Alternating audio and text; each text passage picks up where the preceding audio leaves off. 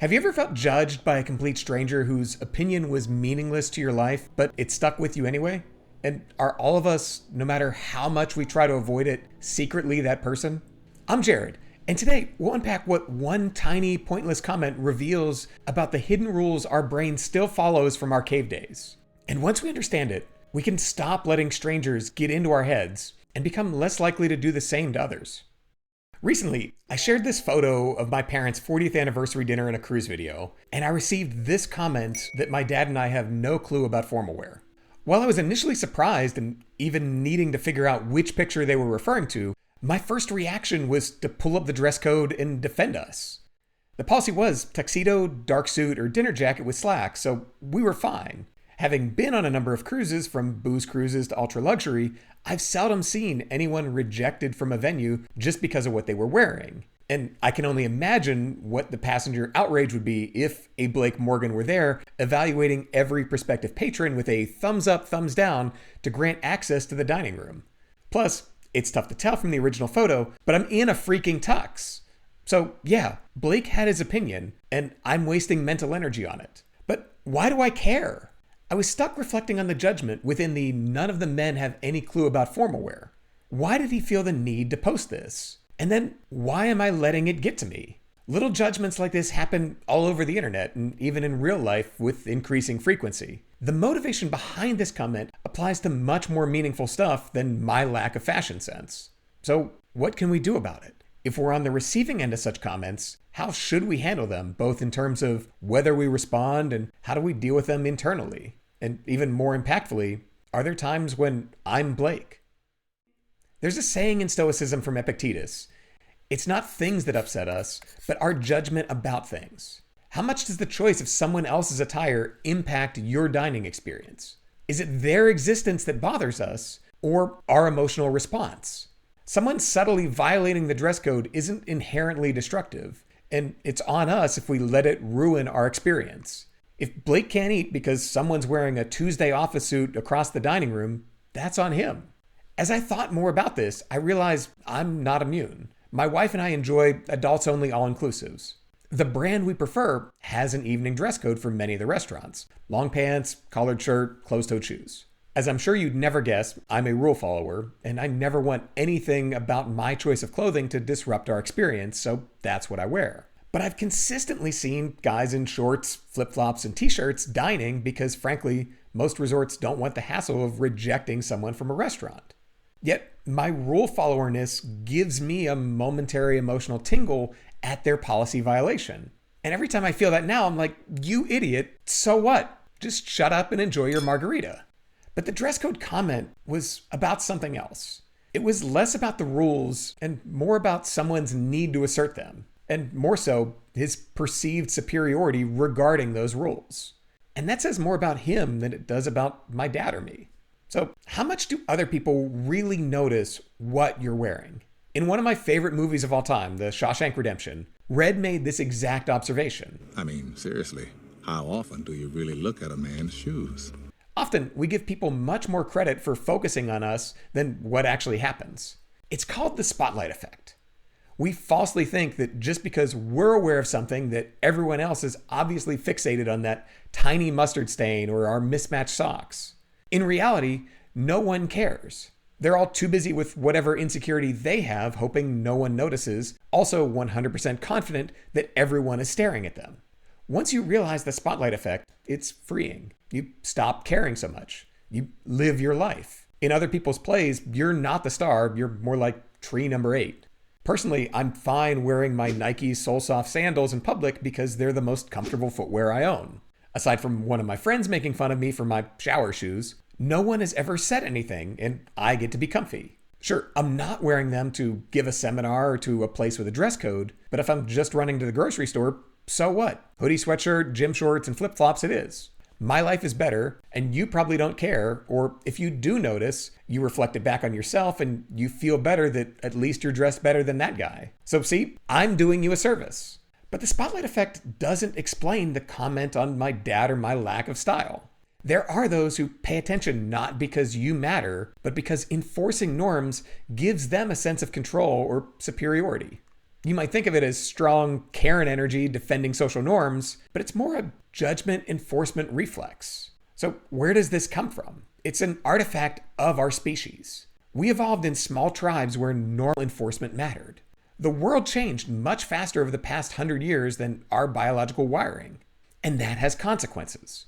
Our sensory system was designed with shortcuts. We constantly take in thousands of data points, and our brains are a first pass filter. If the input aligns with our expectations, it gets ignored. If it violates it, our brain flags it for conscious processing. What was once critical, asking, was that the wind or a freaking lion, is now applied when we see someone's social media post.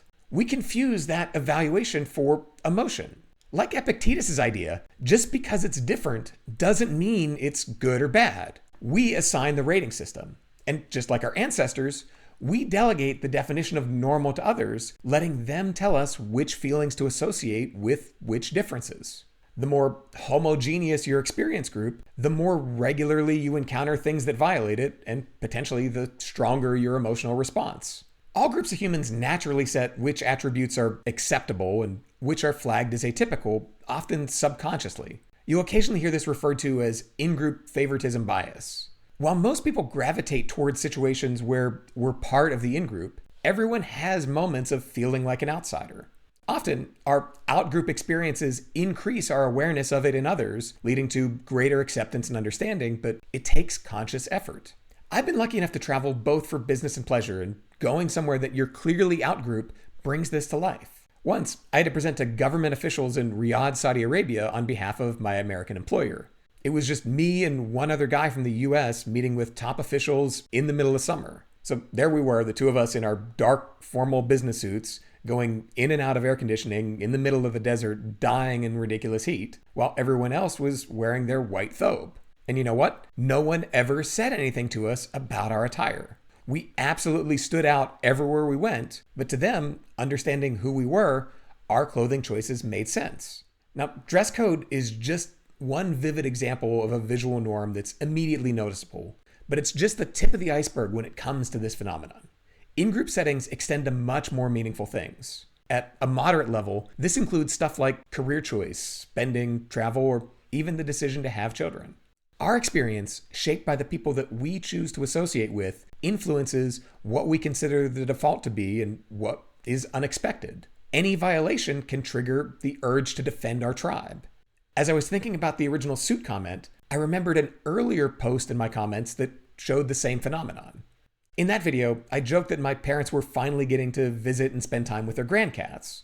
While there were many comments regarding that phrase, some positive, some negative, this one stuck with me. You lost us at grandcats. No grandchildren for your two sets of parents. Just grandcats. What a waste of a life. How many assumptions do you see in this single line? Despite my desire to practice Stoicism, I couldn't let this one go, so I responded with this. A valuable human life is only defined by the production of biological offspring? The commenter knew nothing about my wife or me, just that we had cats, my parents were visiting, and I was willing to make a joke calling them grandcats. From that, he decided that it was his obligation to conclude with, what a waste of a life. How does my existence, or the title that I'd bestow upon my cats, impact his life? Do our choices invalidate his? Yet, he felt compelled to share this. And I let it get stuck in my head. If we follow this idea further, how is this different than passing judgment on other in-group tribal defense aspects like sexual orientation or gay marriage? To be clear, I am not equating the harm of these situations, just the mental reflex that produces them. These are considerably different, much more impactful discussions, but they stem from the same underlying behavior. It becomes a discussion of who gets to exist without explanation. So, why do we rush to defend our tribes and ourselves? My immediate reaction was to justify our attire choices to Blake. I fought the urge to fire back at Doug. But the question is, why did I feel the need to? And more importantly, why did they think my choices required an explanation? Even in these two far lower stakes aspects, people felt compelled to publicly defend their in-group attributes, and it applied to everyone involved, including me. My existence triggered a response from their brain's normal, not normal filter, and they had to call it out. Why was the mere existence of another human making different decisions enough to cast judgment? This isn't a violation of the spotlight effect. It says something more about the commenters and their inability to comprehend that their mental filter isn't the only setting. A line from Morgan Housel's recent book, The Art of Spending Money, stuck with me. He shared a quote from a social worker working with neglected children. All behavior makes sense with enough information. From someone who faces such incomprehensible situations daily, you must understand what led to that point. Immediately passing judgment is all about us. It says that our experience is the only correct one and that everyone else should know about it. I'm right, you're wrong, end of discussion. What is the genuine impact of publicly casting moral judgment on someone? Am I correcting their choices, or am I desperately defending my identity and tribe? We issue a verdict with zero openness to additional information, and the defendant feels attacked, compelled to defend their very existence. When I look at all of these, from silly dress codes to life-altering marriage rights, I come back to the same question. If someone else's choice doesn't affect your daily life, why does it bother you?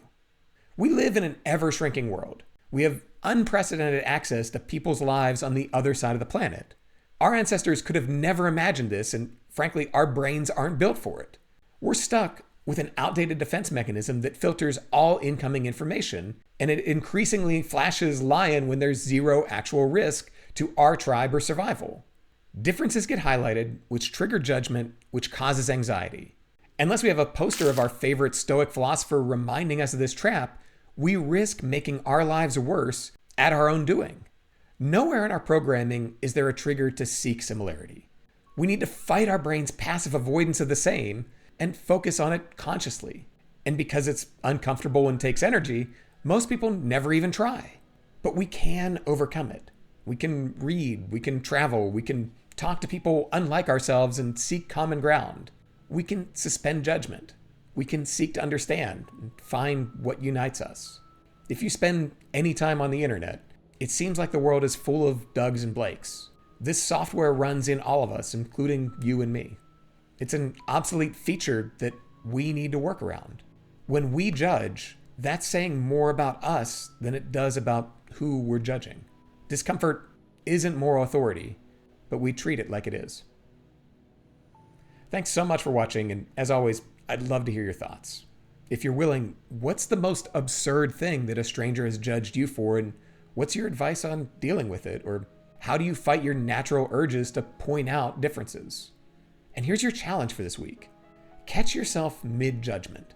Notice when your brain flags something as different and pause before you assign it an emotion. What information are you missing? What similarity could you find instead? This is how we reprogram outdated software. Until next time, cheers.